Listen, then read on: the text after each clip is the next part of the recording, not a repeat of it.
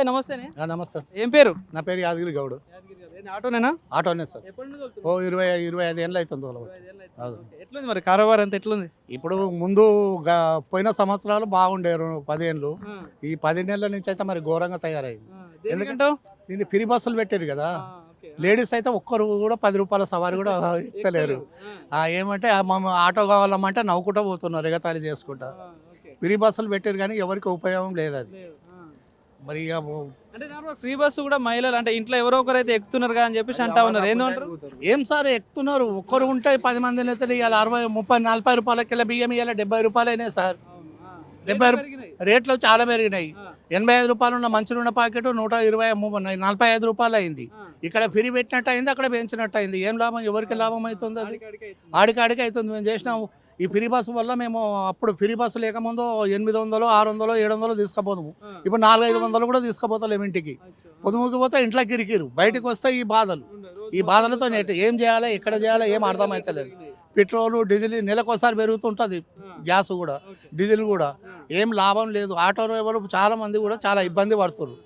ఏంది మరి బాయ్, మరి ఏం చెప్తా? ఇప్పుడు నిన్న రేవంత్ రెడ్డి గారు ఏమంటా ఉన్నారు అంటే డీజిల్ బండ్లు సిటీలో తిరగనీయము, దానివల్ల పొల్యూషన్ ఖరాబ్ అవుతుందని అంటారు. మరి దీని ఏంది మీరు ఆటో వాళ్ళు అంటే స్వాగతిస్తున్నారా వ్యతిరేకిస్తారా? డీజిల్ బండ్లు పొల్యూషన్ ఎక్కువైతుందంటే డీజిల్ బండ్లు ఇంతకుముందు నడిచినాయి డీజిల్ బండ్లు కూడా.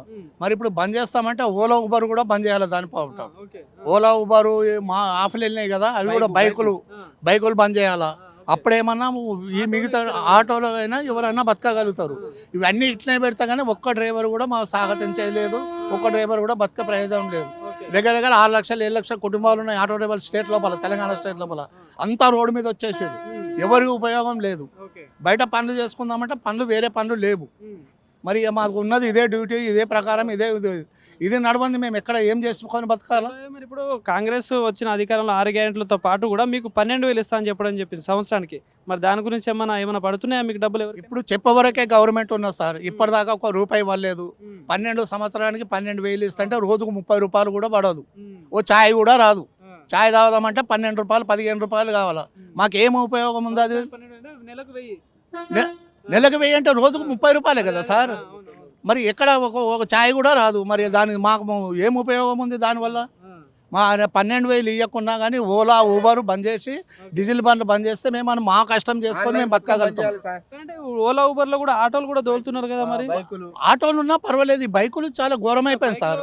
బైకుల వల్ల ప్రాబ్లం అయింది. ఓలా ఊబర్ కూడా ఎట్లా ఇస్తున్నారంటే నడిపే వాళ్ళకే లాసు, ఎవరికి లాభం లేదు. కంపౌండ్ కూర్చొని లక్షలు కోట్లు సంపాదించుకుంటున్నాడు అక్కడ. నడిపే వాళ్ళకి ఎవరైతే ఓలా ఊబర్ నడిపిస్తారో వాళ్ళకే లాస్ ఉన్నది. ఏ ఉద్యోగాలు లేవు. ఉద్యోగాలు లేని పోరలు కూడా నడుపుకుంటున్నారు. ఏదో జీవితం గడవాలని నడుపుతున్నారు. వాళ్ళు బాగుపడనికే కాదు, అదే ఉన్నది. మరి ఎట్లా అనిపిస్తుంది? మరి పాలన సంవత్సరం అయిపోయింది, సంవత్సరంలో పండగ సంబరాలు చేస్తా ఉంది ప్రభుత్వం. సో మరి సంవత్సరం పాలనలో మీకు పథకాలు ఏమైనా అందుతున్నాయా? ఎట్లా అనిపిస్తుంది? మాకైతే ఒక్క పథకం అందలే ఇప్పటిదాకా. ఏం అందలేదు.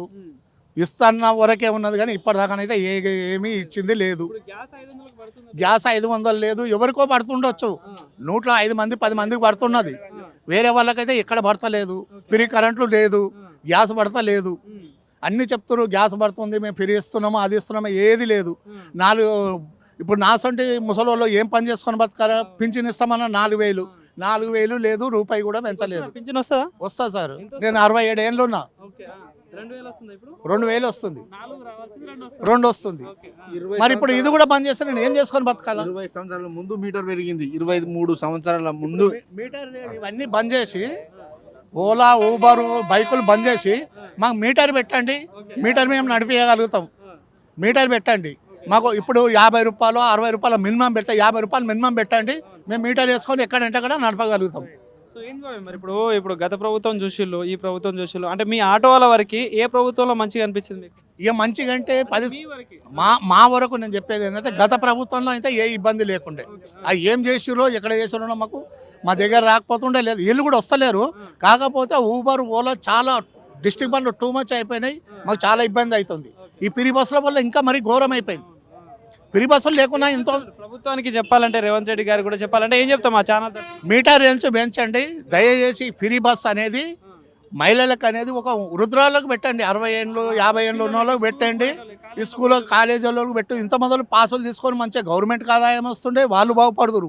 ఇప్పుడు పిరస దగ్గర కాలేజీలు కూడా డుమ్మ కొట్టి ఫ్రీ బస్సులో తిరుగుతున్నారు సార్.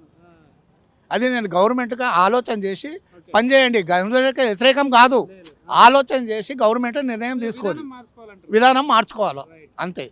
నేను చెప్పాను కానీ రైట్